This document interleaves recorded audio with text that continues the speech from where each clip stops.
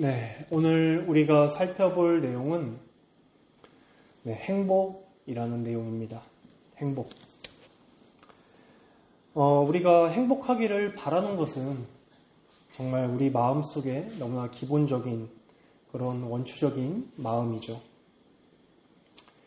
행복하길 바라는 것은 또한 우리의 삶의 동력이 되기도 합니다. 여러분들께서는 어떨 때 행복하신가요? 우리는 맛있는 음식을 먹을 때도 행복하기도 하고 또 바라고 원하는 것을 얻었을 때도 행복하기도 합니다. 자녀가 잘 됐을 때 우리는 행복을 느끼기도 하고 또한 가족들 모두가 신앙생활을 잘 하게 될 때 그때 행복하기도 하죠. 몸과 마음이 편안할 때 우리는 문득 행복을 느끼기도 합니다. 행복을 느끼는 모든 순간이 조금씩 차이가 있고 또 같은 부분도 있기도 하죠. 우리 모두는 다 행복하기를 바라고 원하고 행복을 추구하는 사람들입니다. 그런데 이게 우리가 행복을 추구하는 것이 죄일까요? 아니죠.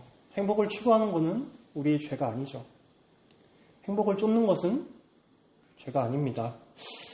왜냐하면 하나님께서도 무한한 행복 가운데 계시기 때문이죠. 우리가 누군가를 사랑할 때, 사랑에 빠져 있을 때 우리는 무척이나 행복을 느낍니다.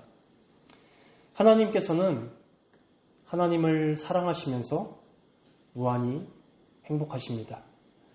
성부께서는 성자와 성령을, 성자께서는 성부와 성령을, 성령께서는 성부와 성자를 서로 사랑하시면서 무한히 행복하시죠. 우리가 감히 상상할 수도 없는 크고 위대한 사랑으로 서로가 서로를 사랑하십니다. 그 사랑이 얼마나 기쁘고 행복하셨는지 하나님께서는 하나님을 가장 사랑하라고 우리에게 첫 번째 계명으로 주시면서까지 우리를 그 행복으로, 그 기쁨으로 우리를 초대하기도 하셨죠. 그래서 우리가 행복을 바라는 것은 결코 우리의 죄가 아닙니다. 그건 우리의 본능이죠. 다만 문제는 그 행복을 우리가 어디서 찾느냐일 것 같습니다. 우리는 그 행복을 체험에서, 소유에서만 찾으려고 합니다. 바라고 원하는 것들을 가질 때 우리는 행복을 느끼죠. 자녀가 좋은 대학에 들어가고 좋은 직장을 갖게 되고 공부를 잘하게 되면 우리는 행복하죠. 또 내 자신이 건강하고 가족 모두가 건강할 때 우리는 행복을 느끼기도 하고 돈, 명예, 권력, 존중 등등 이 모든 것들을 우리가 소유하고 가질 때 우리는 행복하다라고 느낍니다. 하지만 우리가 그것을 항상 모든 것을 우리가 바라고 원하는 것을 모두 다 가지지 못하죠.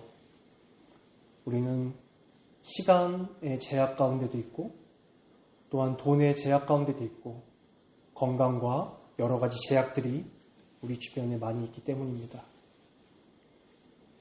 예를 들어서 대부분의 분들이 이제 자녀가 있으시니까 자녀가 좋은 곳에 취업을 했다라고 가정을 해볼게요. 9시 정각에 출근해서 6시 정각에 땡 하고 퇴근하는 회사 그렇게 많지 않습니다. 회사는 엄청 경쟁적이고 또한 정치적이기도 합니다. 요즘은 많이 합리적이 되었다라고 하지만 여전히 불합리하기도 하고 불평등이 가득한 곳이기도 합니다. 또한 회사에서 많은 연봉을 준다고 하면 그것을 그냥 주지 않죠. 그 이상으로 그 사람을 이용하려고 할 것입니다. 그때 자녀가 너무 힘들어서 회사를 그만두고 싶다라고 말할 때 아마 다들 가슴이 철렁하실 것 같기도 합니다.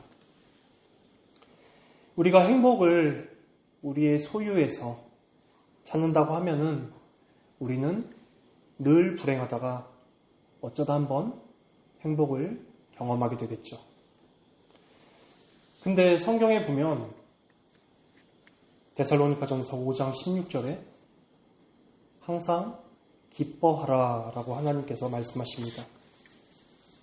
우리의 삶과 너무나 동떨어진 것 같은 이 말씀 가능하긴 할까요?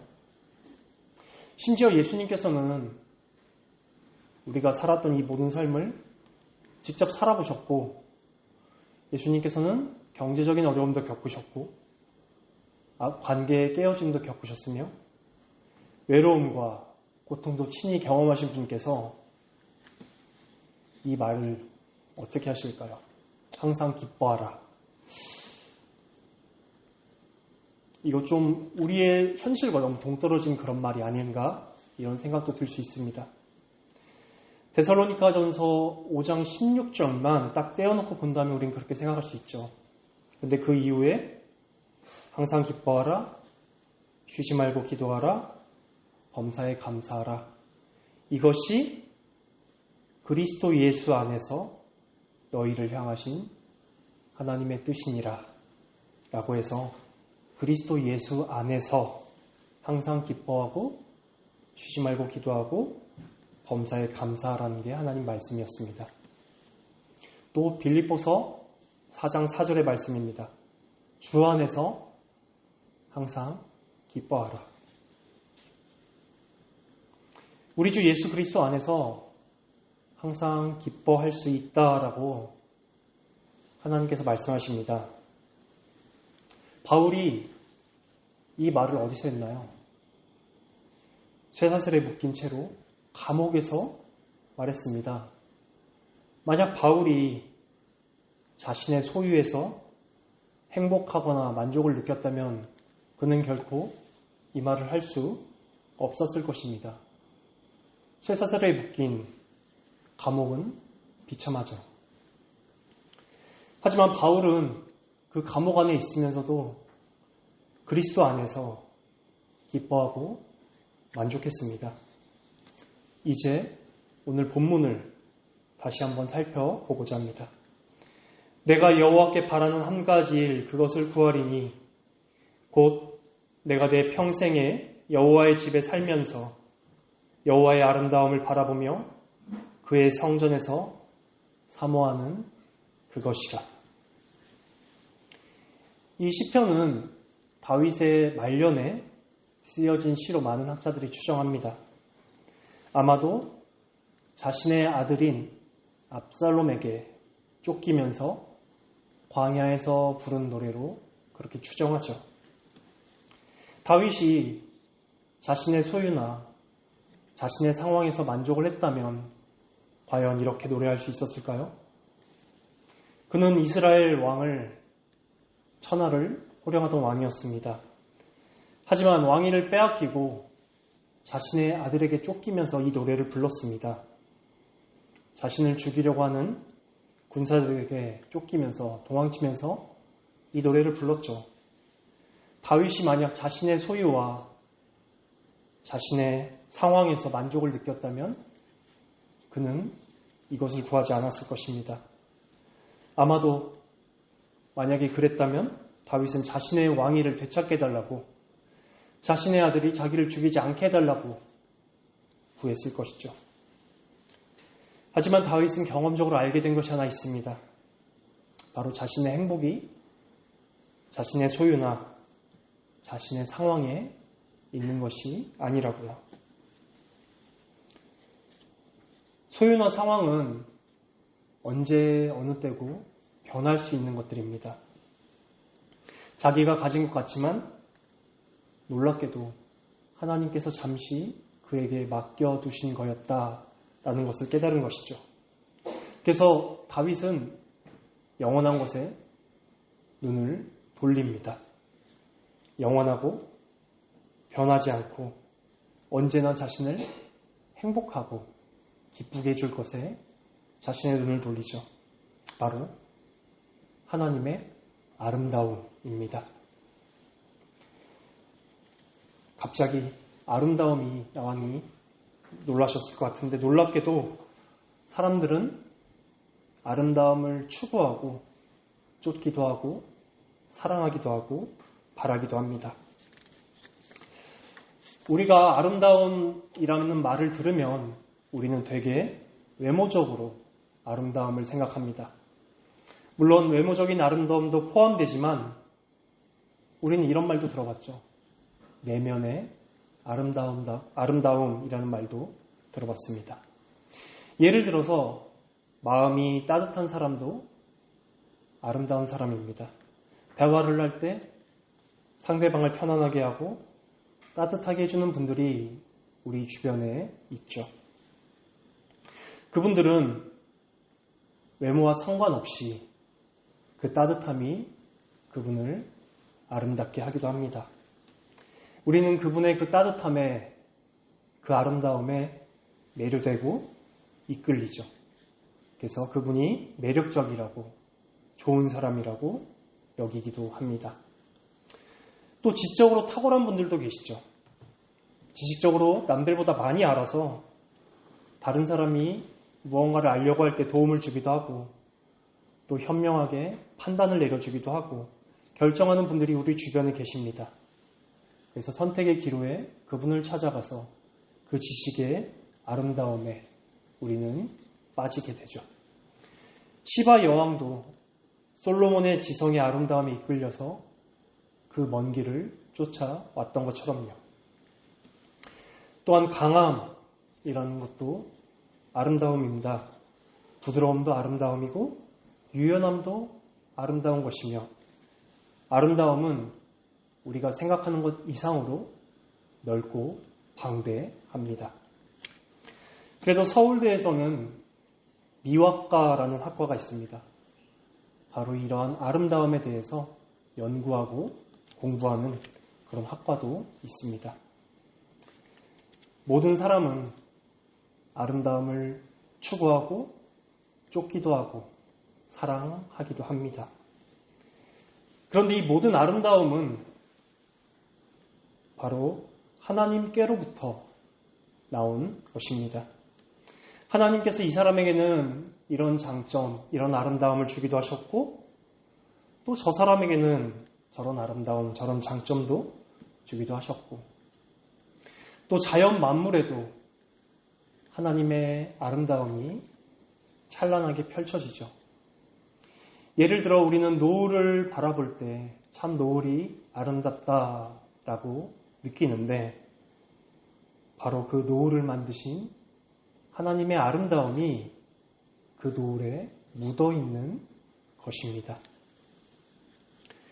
하나님의 그 모든 아름다움, 사람의 모든 아름다움, 자연의 모든 아름다움이 놀랍게도 한 인격 안에 다 담겨져 있습니다. 바로 참 하나님이시면서 참 사람이신 우리 주 예수 그리스도시죠.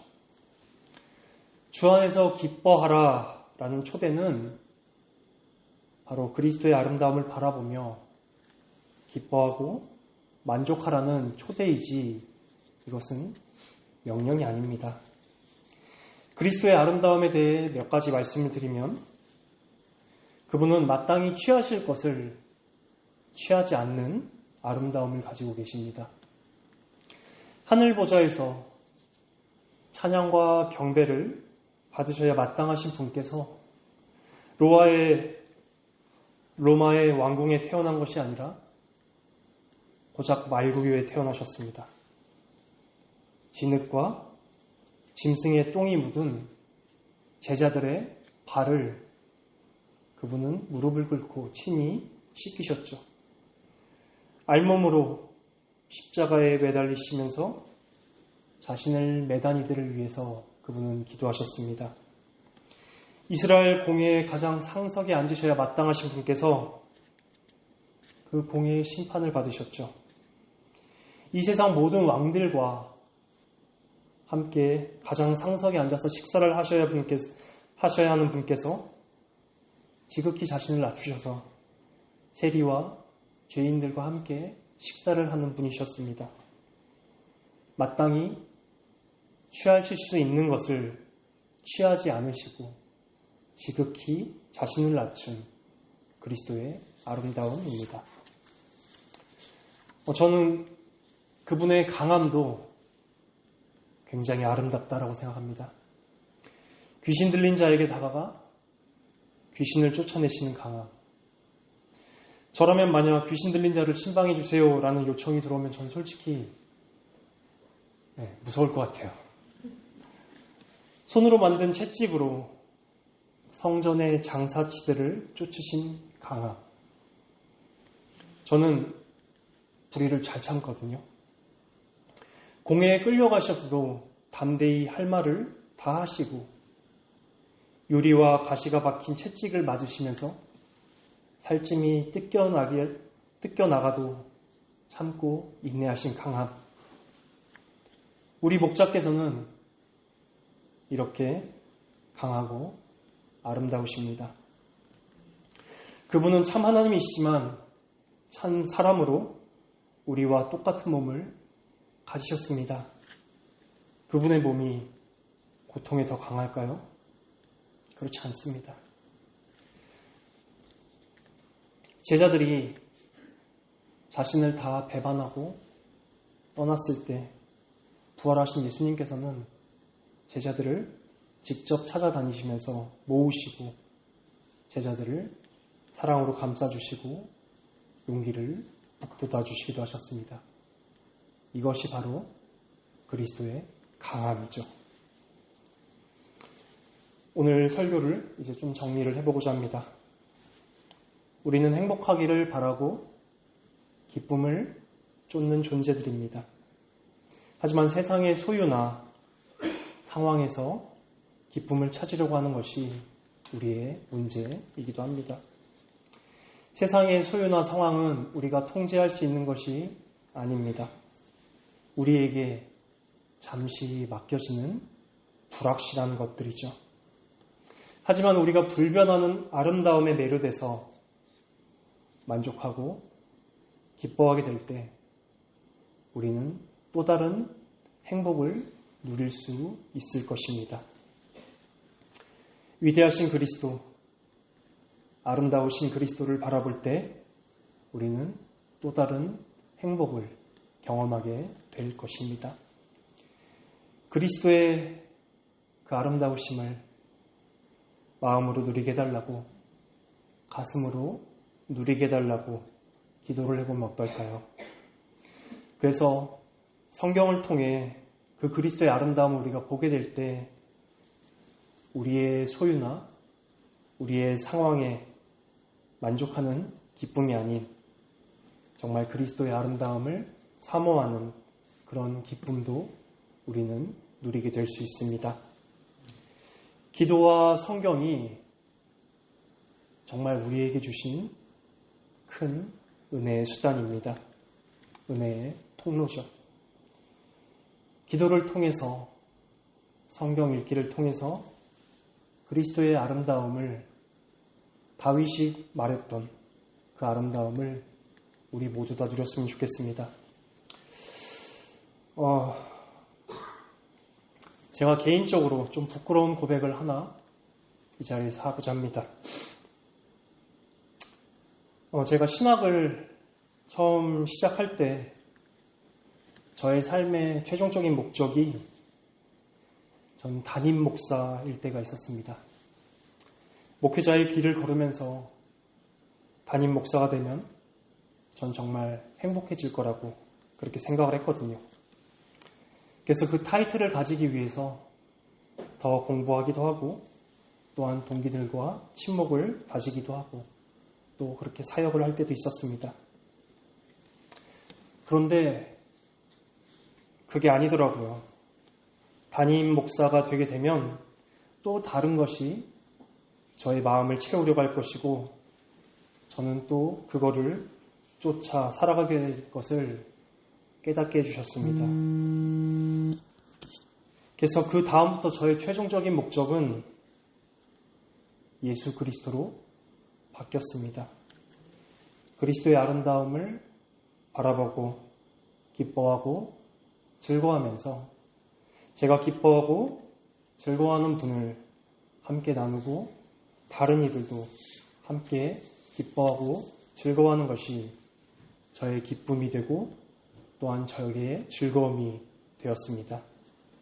그래서 교회와 함께 그분을 높이고 그분을 찬양하고 그분을 예배하는 기쁨도 저에게 베풀어 주셨습니다.